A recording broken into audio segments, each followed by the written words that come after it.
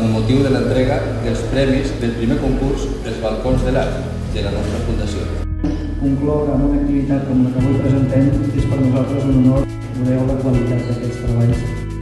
Crec que és admirable. Les colors d'alegria i el meu nom. Emili Girà i Conxa, gràcies que ha rebut aquest premi. Gràcies a tots. He ganado el